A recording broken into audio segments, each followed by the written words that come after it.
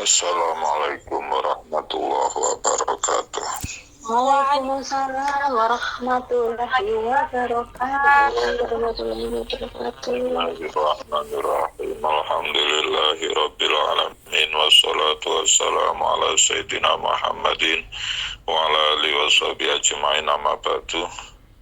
Marilah pengajian kita Risalatul Mu'awanah pada kesempatan pagi hari ini kita buka dengan bacaan suratul Fatihah dengan harapan apa yang kita pelajari awal hingga akhir oleh Allah dijadikan menjadi ilmu yang barakah manfaat.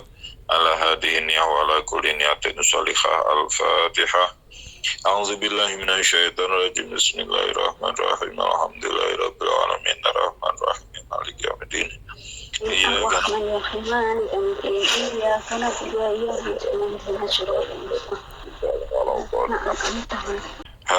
26. Wa'lam annal amra bil ma'ruf wa nahyi 'anil munkar fardu kifayatin.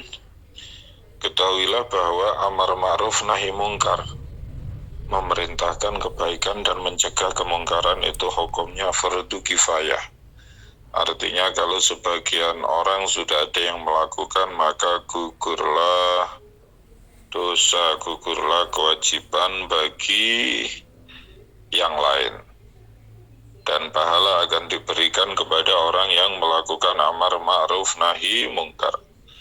Tapi jika tidak ada yang melakukan amar ma'ruf nahi mungkar, maka semuanya terkena dosanya. Wal wajibu alaika, yang wajib bagimu ketika engkau melihat orang yang meninggalkan kebaikan atau melakukan kemungkaran, yaitu ngasih tahu dia bahwa yang baik itu adalah baik dan yang mungkar itu adalah mungkar. Kalau kemudian dia tidak meninggalkan kemungkaran tersebut, maka hendaknya kamu menasehatinya dan memberikan peringatan kepadanya. Kalau dia tidak mau berhenti, maka kamu boleh ngerasi dia. Kemudian juga wa hadhihi rutbah la yastaqilu biha illa man bazzala nafsahu lillah. Derajat ini tidak akan bisa dilakukan kecuali oleh orang yang menyerahkan dirinya kepada Allah. Amma rutbatani al-awwalatani, adapun dua derajat ini yaitu ngasih tahu dan menasihati, itu orang yang bodoh atau orang alim itu harus dikasih tahu tentang hal tersebut. Wa'lam annal amra bil ma'ruf bil wajib wan nahyi 'anil muharram wajib wal amru bil mandub wan nahyu 'anil makruh mustahab.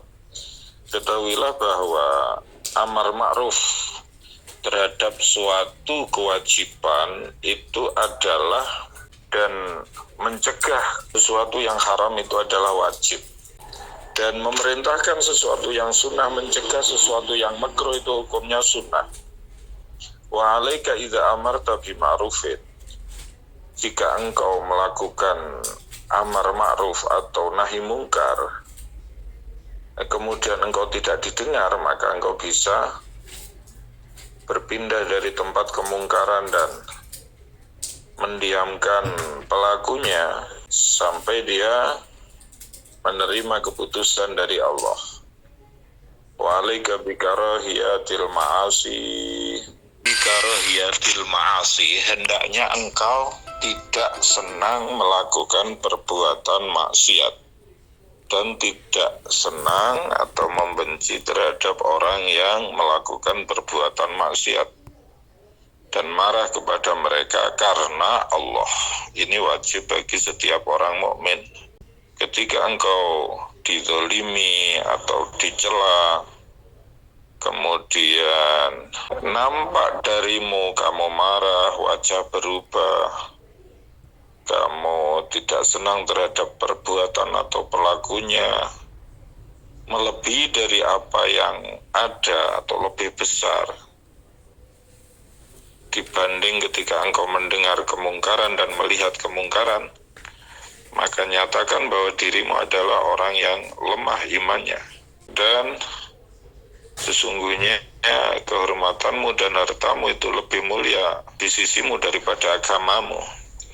Jika engkau mengetahui dan menyatakan bahwa sesungguhnya engkau ketika melakukan amar ma'ruf nahi mungkar, kamu tidak didengar, kamu tidak diterima, atau kamu mengetahui bahwa ketika engkau melakukan amar ma'ruf nahi mungkar, kamu akan mendapatkan mudarat terhadap dirimu dan hartamu, maka diperbolehkan bagimu untuk diam.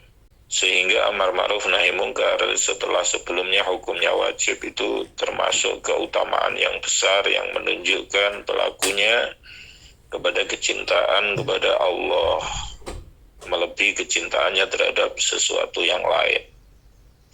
Ketika engkau mengetahui bahwa sesungguhnya mungkar itu bisa bertambah dengan sebab dicegah, atau bahayanya merentek kepada orang lain dari kalangan muslimin, maka diam lebih baik, terkadang malah wajib. Wa iyyaka wal mudahana fa innaha minal jaraim. Takutlah kamu dari mertambuh itu cuek, tidak peduli, masa bodoh. Orang mau melakukan keburukan, orang mau melakukan kebaikan, itu masa bodoh, jangan seperti itu. Karena itu termasuk dosa. Wahya ayyakunal hamilu laka ala sukut al khauf min fawati malin au jahin au naf'in yakunu min kibalil mubashir lil munkar wa ghairihi min al fasaqah. Yang mendorongmu untuk diam, tidak melakukan amar ma'ruf nahi mungkar itu karena takut tidak dapat harta, tidak dapat pangkat, tidak dapat manfaat yang muncul dari pelaku kemungkaran, yaitu orang fasik, itu namanya mudahanah. Mudahanah itu tidak peduli.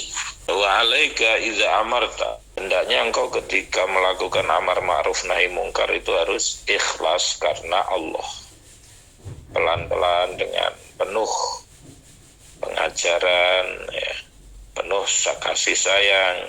Kemudian juga mengamalkan apa yang diperintah, menjauhi apa yang dilarang. Kalau bisa seperti itu, maka perkataannya akan diterima oleh hati, diterima oleh pendengaran, dan tidak akan ditolak. Orang yang merasa diawasi oleh Allah, tawakal kepada Allah, punya akhlak menyayangi sesama manusia, maka dia tidak akan bisa menahan dirinya ketika melihat kemungkaran, sampai dia menghilangkan kemungkaran tersebut. Wa iyyaka wa tajassus, janganlah kamu meneliti keburukan orang lain. Rasulullah bersabda, barang siapa meneliti aib saudaranya yang muslim, maka Allah akan meneliti aibnya, bahkan dipermalukan walaupun di dalam rumah sendiri. Ketahuilah bahwa sesungguhnya maksiat itu kalau tertutup itu tidak akan membahayakan kecuali kepada pelakunya. Tapi kalau sudah nampak dan tidak dirubah, maka bahayanya bisa lebih luas.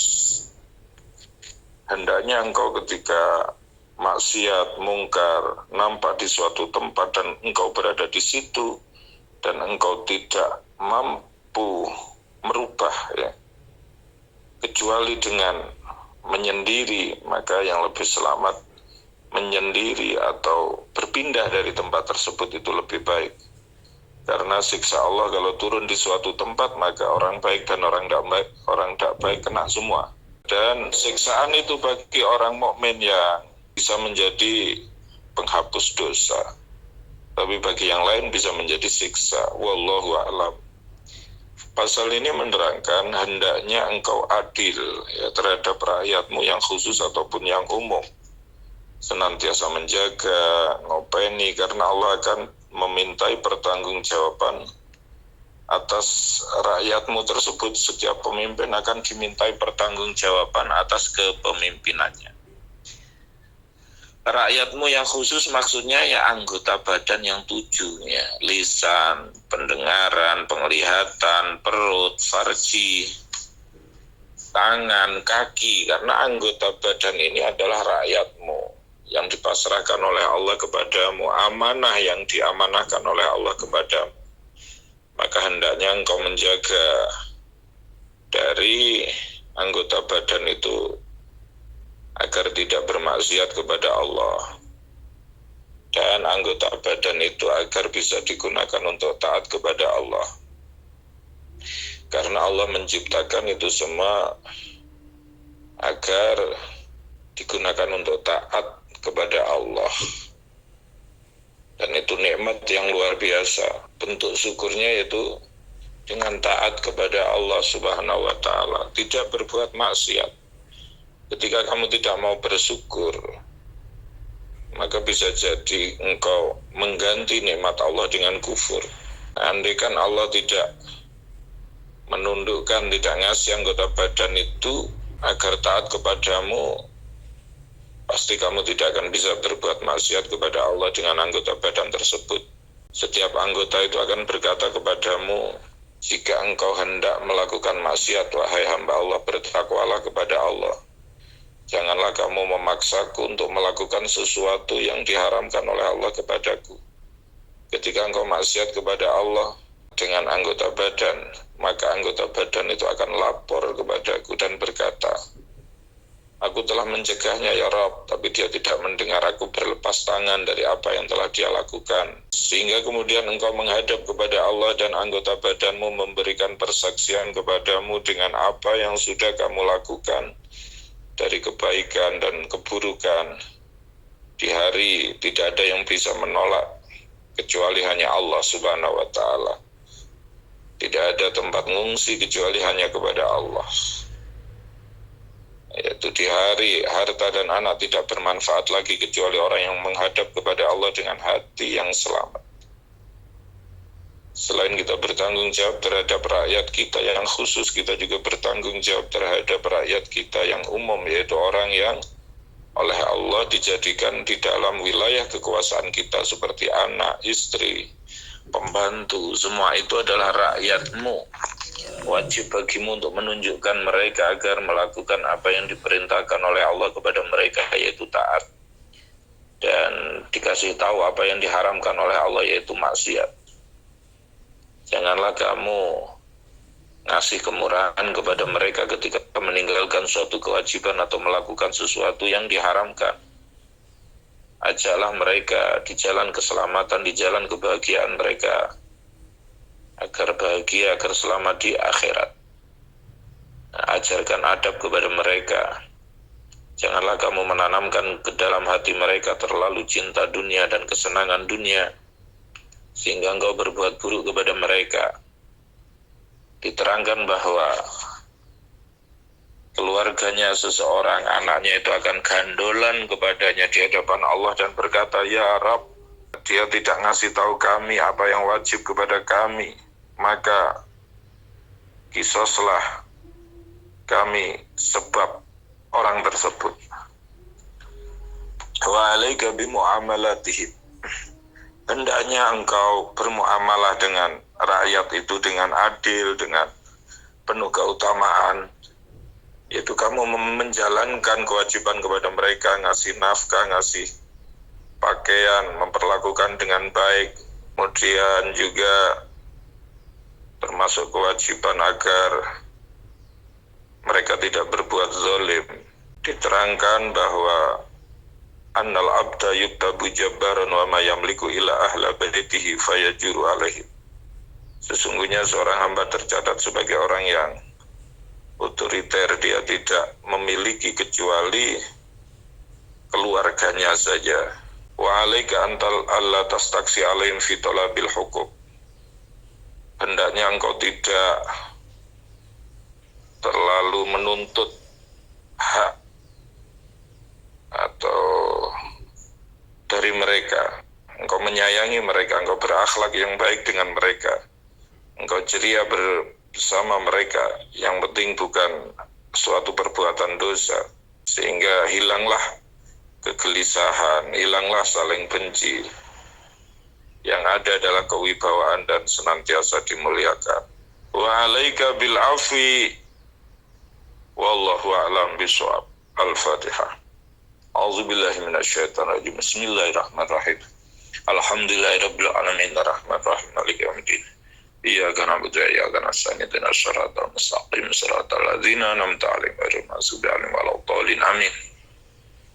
Demikianlah pengajian kita pada kesempatan pagi hari ini. Semoga bermanfaat, kurang lebihnya mohon maaf. Akhiran, assalamualaikum warahmatullahi wabarakatuh. Waalaikumsalam warahmatullahi wabarakatuh.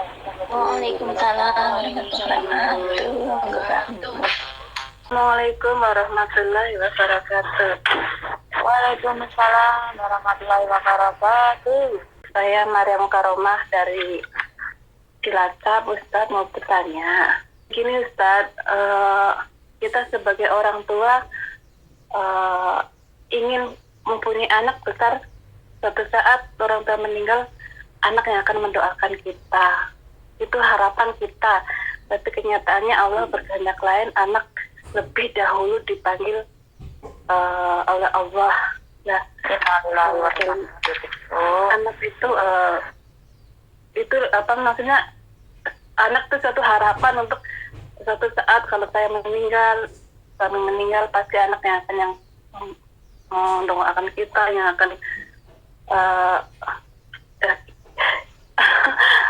kok rada gimana ya mau bertanya. Ini saya intinya aja, itu kalau orang tua kehilangan anak itu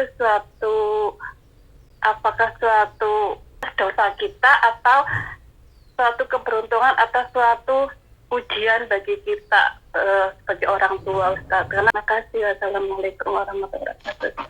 Waalaikumsalam warahmatullahi wabarakatuh.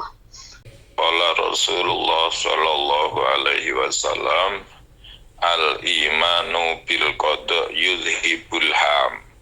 Rasulullah sallallahu alaihi wasallam bersabda, iman, percaya dengan takdir bisa menghilangkan kesusahan atau kesedihan.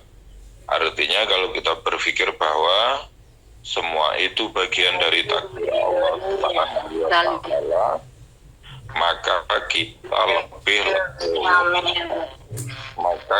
lebih legowo menghadapi musibah tersebut. Jadi tidak ada wafatnya seseorang itu karena dosanya orang tua, itu memang bagian dari takdir Allah Subhanahu wa ta'ala. Tinggal bagaimana kita menerima takdir tersebut dengan legowo, ya. Kalau kemudian putranya wafat karena sebab sakit, semoga itu bisa menjadi kafarat, bisa menjadi penghapus dosa dan kesalahan putra ibu di masa lalu.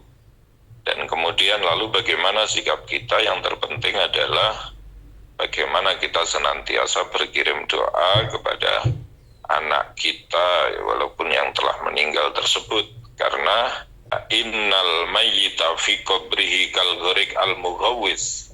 Sesungguhnya mayit di kuburnya itu seperti orang yang tenggelam, yang senantiasa meminta pertolongan dari saudaranya, dari ayahnya, dari ibunya, dari saudaranya itu. Lalu kemudian anak adalah harapan yang bisa mendoakan orang tua, yaitu di antara 3 amal yang tidak terputus adalah ilmu yang bermanfaat, sedekah jariyah, dan waladin sholihin yad'ulah, dan anak soleh yang mendoakan. Kalaupun salah satu dari putra ibu ada yang wafat, maka masih ada 3 lagi putra ibu yang bisa mendoakan ibu, ya. Jadi di balik musibah tetap ada hal-hal yang tetap bisa kita syukuri dalam kehidupan ini. Misalnya yang tidak ada 1 tapi masih ada 3, ya. Kalau lupa tidak, ya, karena ya namanya anak itu samrotul qalbi wa raihanul jannah. Anak adalah buah hati dan bau dari surga. Maka kalau lupa ya tidak, tapi bagaimana kita bisa lebih legowo menjalani kehidupan dengan menatap masa depan yang lebih baik. Masih ada 3 anak kita yang perlu kita besarkan, perlu kita didik, sehingga harapannya nanti juga sama bisa mendoakan kita ketika kita sudah tidak ada nantinya. Jadi tetap berbaik prasangka kepada Allah Subhanahu wa ta'ala, bahwa kalau kemudian anak-anak kita menjadi penghuni surga, panjenengan ketika di dunia baik dengan taat dengan ibadah juga bisa menjadi penghuni surga, insya Allah akan bisa bertemu di surganya Allah Subhanahu wa Ta'ala. Begitu Ibu Mukarramah. Assalamualaikum warahmatullahi wabarakatuh. Ustaz, saya Suci. Ini apakah tadi disampaikan yang di atas sama Ustaz dikatakan kalau ada orang yang bermaksiat jangan kalau nggak usah wis ben-bene ngoten ya. Ini bagaimana dengan saya suami saya nggih Ustaz, ini dengan keluarga. Apabila ada saudara suami saya yang datang ke rumah, terus ada yang ngomongin menggunjing gitu maksudnya. Terus suami saya itu bilang nggak usah ngurusi keluarganya orang sebelum keluarga kita baik-baik. Apakah juga termasuk seperti yang disampaikan Al Ustaz tadi? Terima kasih atas jawabannya, kurang dan lebihnya mohon maaf lahir dan batin. Terima kasih. Jadi ahadul mughtabaini syarikani fil husni. Salah satu dari dua orang yang menggunjing atau ngerasani itu bareng-bareng mendapat dosa ya. Tinggal melihat motivasinya. Artinya ketika panjenengan dan saudaranya itu ketika berbincang-bincang motivasinya hanya rasan-rasan ya, kalau kemudian suami panjenengan mengingatkan untuk tidak rasan-rasan itu juga sudah tepat ya itu. Karena mungkin suami panjenengan tidak mau juga mendapatkan dosanya berhibah, menggunjing gitu. Kalau kita melihat ada orang menggunjing, bisa jadi kita mengalihkan pembicaraan, atau kalau memang memungkinkan untuk diingatkan secara langsung seperti apa yang dilakukan oleh suami panjenengan gitu, malah lebih baik gitu. Kalau tidak bisa ya tinggal ngalih itu. Kalau masih tetap ngerasani, tinggal melihat motivasinya. Artinya motivasinya itu agar ada perubahan untuk keluarga yang diomongkan atau hanya menceritakan keburukan atau apa itu. Sebab kalau ghibah itu kan zikruka akhaka bima yakrahu idza sami'ahu. Engkau menceritakan sesuatu yang orang lain jika mendengar itu dia tidak senang ya itu. Wa ingkana haqqan, walaupun itu benar. Tapi kalau tidak benar maka itu namanya buhtan. Buhtan itu gawe-gawe goroh, fitnah ya itu. Ya, itu. Jadi kalau memang motivasinya membicarakan keburukan orang itu dalam upaya untuk melakukan perbaikan ya monggo. Tapi kalau hanya menggunjing, ngerasani ya mungkin langkah-langkah itu bisa dilakukan. Tidak usah ngomongkan orang lain, kita sendiri aja diperbaiki. Lihat motivasinya seperti itu ya. Mungkin suami panjenengan tidak mau tergolong dalam hadis itu bahwa salah satu dari orang yang berghibah itu sama-sama mendapat dosanya, baik yang ngomong atau mustami' pendengarnya. Begitu Ibu, kira-kira. Semoga bermanfaat. Amin. Karena suami saya bilang gini, belum tentu keluarga saya tuh baik dibanding keluarga dia, ngoten loh Ustaz. Ngomongnya seperti itu, ngoten. Ya karena di dalam Al-Quran disebutkan bahwa la yaskhar qaumun min qaumin asa ayyakunu khairam minhum wala nisa'un min nisa'in asa khairum minhum wala talmizu bil alqab bisalismul fusuku ba'dal iman wa malam yatub faulaika humuz zalimun. Kalau tidak salah begitu ayatnya, aukamakol ya. La yaskhor qaumun min qaumin, janganlah satu kaum mengolok-olok kaum yang lain. Bisa jadi yang diolok-olok lebih baik daripada yang mengolok-olok. Janganlah seorang perempuan mengolok-olok perempuan lain, bisa jadi yang diolok-olok lebih baik daripada yang mengolok-olok begitu. Begitu Ibu, semoga bermanfaat. Assalamualaikum warahmatullahi wabarakatuh, Pak. Waalaikumsalam warahmatullahi wabarakatuh. Saya Sri Mulyani dari Klaten, Jawa Tengah, Anggrek Merah. Mau tanya Bah, itu penempatan kata silaturahmi dan silaturahim itu sebaiknya itu maksudnya gimana loh Bah? Maksudnya penempatannya itu silaturahim bagaimana, di mana, dan silaturahmi penempatannya dalam kata-kata bagaimana dan di mana gitu Bah. Itu pertanyaan saya Bah. Assalamualaikum warahmatullahi wabarakatuh. Waalaikumsalam warahmatullahi wabarakatuh. Rahim itu tempatnya anak di perut, rahim ya. Tapi ada juga rahim itu dari kata rahima yarhamu rahman, yaitu artinya kasih sayang. Jadi man ahabba ayyubsata fi rizqihi wa yungsa'alahu fi asarihi falyasil rahimahu. Barang siapa kepingin dipanjangkan umurnya, diluaskan rezekinya, maka hendaknya dia bersilaturahmi ya. Jadi keutamaan silaturahmi diantaranya dipanjangkan umurnya, diluaskan rezekinya ya. Permasalahannya adalah tadi ditanyakan itu yang benar silaturahmi atau silaturahim gitu kan. Kalau silaturahim itu penulisan dalam bahasa Arab ya. Jadi artinya menyambung sanak saudara ya itu.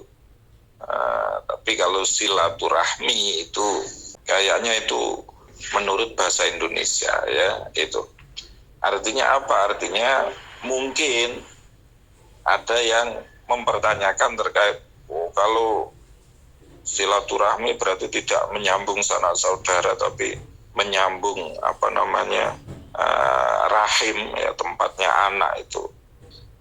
Ya artinya kalau bahasa Indonesia yang baku bahwa silaturahmi itu ya silaturahim itu, bahwa itu adalah dua hal yang sama. Cuma kadang ada yang mempertanyakan hal tersebut ya. Tapi yang jelas yang terpenting adalah substansinya, mustameknya atau yang baca itu sama-sama paham bahwa yang dimaksud silaturahim itu ya silaturahmi, yang dimaksud silaturahmi itu ya silaturahim itu. Artinya menyambung persaudaraan begitu. Tapi kalaupun kemudian rahim itu kenapa dinamakan rahim? Ya, maksudnya tempat anak itu karena memang itu alam yang penuh kasih sayang, di mana anak itu di situ kecil tidak bekerja ya, tapi dikirimi makanan oleh Allah ya.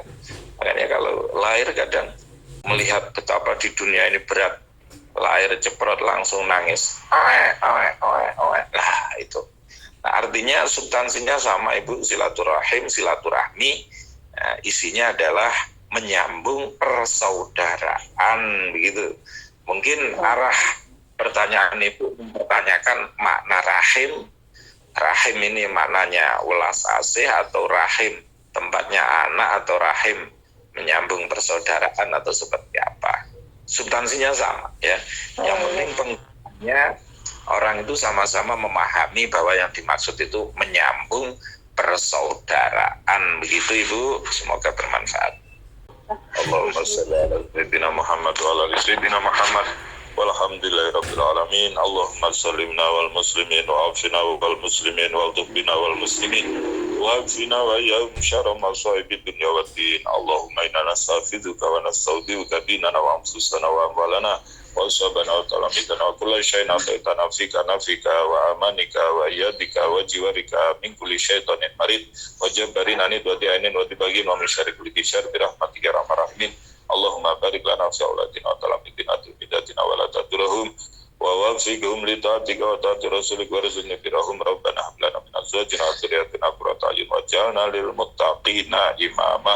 Allahumma shalli ala sayyidina Muhammadin bi adadi anwa'i rizqi wal futuhat ya basidal ladzi yabsutu rizqa liman yasha ubsut alaina rizqan wasi'an min kulli jihatin min khazaini bika bi ghairi minnati makhluqin bi mahdi fadlika ya rahman. Allahumma ighfir lana dzunubana wa liwalidayna warhamhuma kama rabbayana shaghira. Rabbana atina fid dunya hasanah wa fil akhirati hasanah wa qina adzabannar. Subhana rabbika rabbil izzati amma yasifun wa salamun alal mursalin walhamdulillahi rabbil alamin. Bi barakatil Fatihah. A'udzubillahi minasyaitonirrajim. Bismillahirrahmanirrahim. Alhamdulillahirabbil alamin. Arrahmanirrahim. Maliki yaumiddin. Iyyaka na'budu wa iyyaka nasta'in. Ihdinas siratal mustaqim. Iya,